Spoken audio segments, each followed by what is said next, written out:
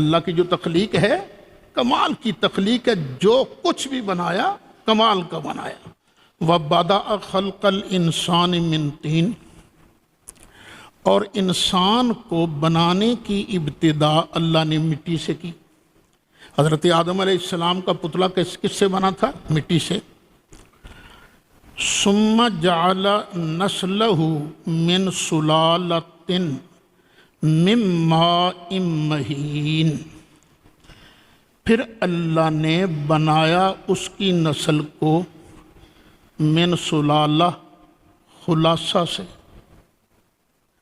خلاصہ ہم غذا کھاتے ہیں تو غذا کا خلاصہ کیا ہے؟ خون، اور خون کا خلاصہ کیا ہے؟ منی۔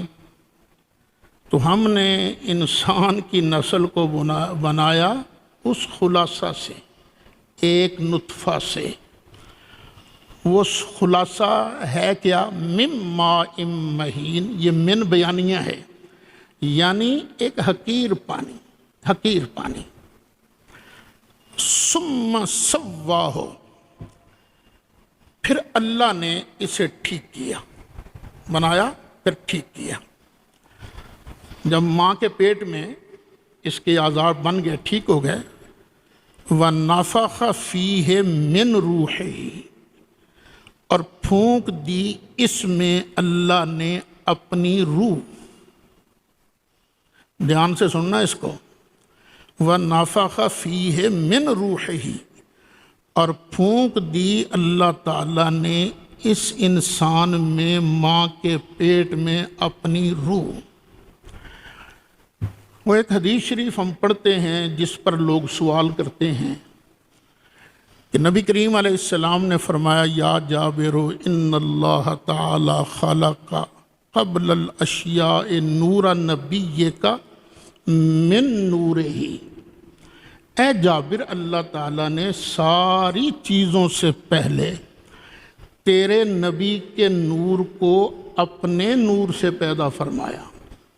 تو لوگوں کو سمجھ آتی نہیں، کہتے ہیں لو جی تم تو اللہ کے نور میں سے مانتے ہو، اللہ کے نور کا حصہ مانتے ہو۔ ہم کہتے ہو اللہ کے بندے، من ہر وقت جزئیت کے لیے نہیں آتا۔ اگر ہر جگہ جز مانا ہو، میں سے مانا ہو، پھر اس کا کیا مانا ہوگا؟